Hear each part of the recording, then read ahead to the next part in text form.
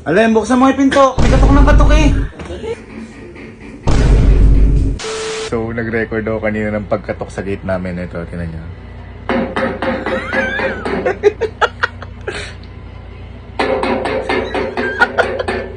Sakto kakauwi lang ni Alon nagkaklase. Talagang balain ang buhay ng mga kapatid kong bobo.